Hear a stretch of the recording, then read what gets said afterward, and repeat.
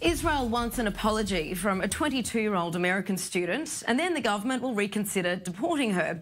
Public Security and Strategic Affairs Minister Gilad Erdan saying Lara Al-Qassam needs to clearly and explicitly admit that she was wrong for participating in the boycott, divestment and sanctions movement, and that she believes that the boycott of Israel is a mistake, and then Israel will reconsider letting her into Israel. Now, Al-Qassam was barred entry into the country last week, despite having been granted a student visa by the Israeli consulate in Miami to study in a master's program at Hebrew University. But under Israeli law, customs and security officials are allowed to stop individuals who support boycotts of Israel or advocate against Israeli settlements in the West Bank from entering the country. Now, officials from the Ministry of Strategic Affairs claim Al-Qassam was a member of the National Students for Justice in Palestine campus groups.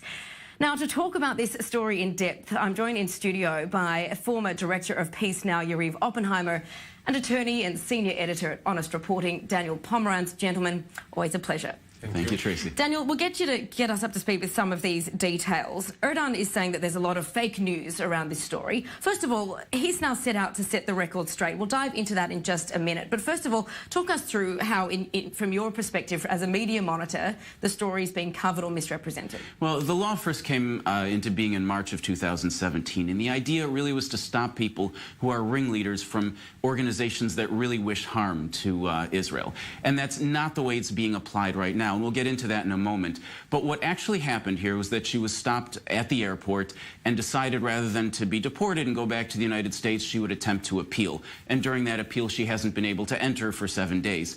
Some media, the Associated Press, which has been quoted in the New York Times and in the Washington Post and all over, said that she's being held in custody and that she's being detained.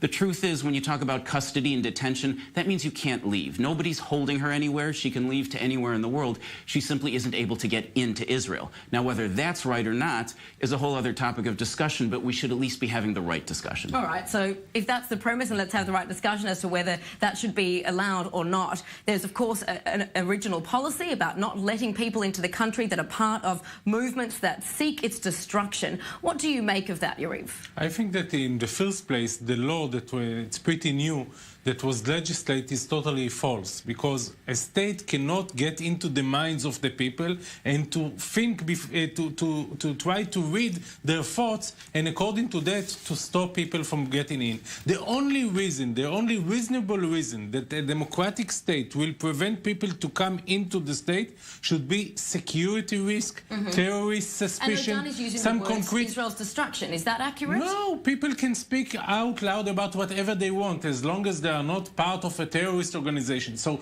once you are making this law that is actually being based on the thinking and the views and the opinion of people, then you are suddenly in a very embarrassing situation, because what she's saying today, she's saying, I'm not supportive of the BDS, but and the government can only say you supported in the past. So what we will do with people that maybe in the past supported, now they are not supporting, maybe in the future they will support. How do we know what is there really thinking about? This is ridiculous, because we got into this very slopey slope that you are going down, and you don't know how to read people thinking. We are on something of a slippery slope, and just today Michael Oren said that this law is causing political damage to Israel, and it isn't right. Barry Weiss, and writing in the New York Times, along with Brett Stevens, who used to be with the Wall Street Journal, also said something similar, very strong Israel supporters.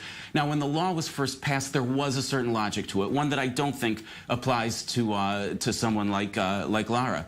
This logic was that you take people who founded the BDS movement, people like Asad Abu Khalil, who said, and I'm quoting here, the real aim of BDS is to bring down the state of Israel. This should be stated as an unambiguous goal. Or people like John Splitzer, who said, I think the BDS movement will gain strength from forthrightly explaining why Israel doesn't have a right to exist. So is the problem with the branding of BDS now, that there's almost an umbrella perception of BDS as a threat to the state's security? The problem is that people like Ms. Al-Qassam is she's not one of these leaders. She may not even really understand what it is she's gotten involved with. She has a political opinion and wants to talk. That's very different from someone who's closely engaged in trying to cause real harm. We need to remember it's not just this incident. We had about many people that are now coming into Israel, including a senior journalist that are coming and they are being stopped and they are being questioned in the airport. And there was an investigation into that, and of course, just last week it was said that, the Shin Bet, the security agency, will not be stopping people at the border and asking about their political views. But I'm not supportive of the BDS, but the BDS is not a terrorist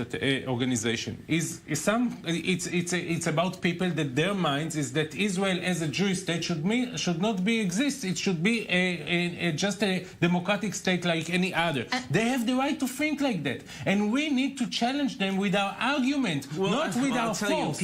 And people like Omar Barghouti, Assad Abu Khalil disagree with you. I mean, you're entitled to your opinion, but the leaders of BDS don't say that. They're saying exactly that, and they're saying that the Zionist idea is false. And by the way, they are members of the Israeli parliament that they are not Jewish and they are not Zionist, and they disagree with Zionist movement, but they are still part of their politicians. Or is this about about the security of Israel? Well, I'll tell you something. You take someone like Ms. Al-Qassam. She may not even realize that the organization she's a part of, Students for Justice in Palestine. Tell us about that organization, because I know that Erdogan has said that SJP is one of the most extreme and hate-filled BDS groups in the United States. Their opinions lean in that direction. That in itself shouldn't be a problem. They are, however, funded in part by an organization in America that has close ties to Hamas.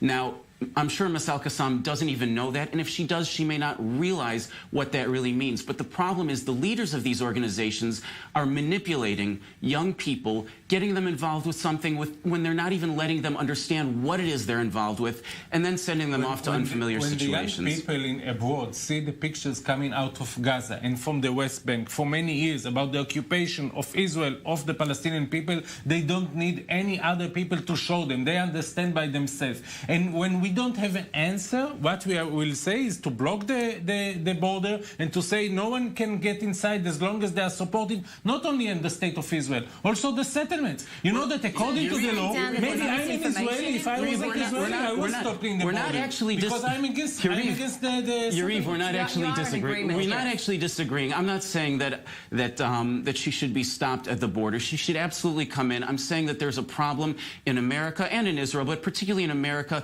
among young people. Hamas is an internationally recognized terror organization on the same American lists as ISIS and Al-Qaeda. So is there misinformation in these BDS movements that are being given to even students? There's a tremendous amount of misinformation, and young people deserve to know the whole story so they can make up their own opinions. And maybe that opinion will be critical of Israel, but it should at least be based on real and complete knowledge. The only way to challenge Hamas is to end the occupation in the West Bank and Gaza, and then the BDS, to challenge the BDS, and then the BDS movement will come back to its original size that is very small, that is very minor, doesn't affect young people abroad, not in Europe and not in North America, because most of the people are supportive of the idea of Israel. They don't support the idea of the occupation. And the BDS used the critics of the occupation in order to gain strength. And I'm telling you, if Israel will show the world that it's ready to have peace, to end the occupation, the power of the BDS will be limited. And if we will do the opposite, it's a wonderful opinion. Students for Justice in Palestine disagrees with you. Why is the difference not being made between being supportive of Israel, just being anti some of its policies, being